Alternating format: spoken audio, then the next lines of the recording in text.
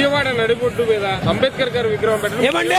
కొండ మీద అమ్మవారు, కొండ కింద అంబేద్కర్ గారు. జగన్ గారి సారాంశం. ఇక నుంచి స్టాచ్యూ ఆఫ్ సోషల్ జస్టిస్ అంటే ఇండియాలో విజయవాడ అని చెప్పి ఇక మీద నుంచి మారుమోగుతుంది.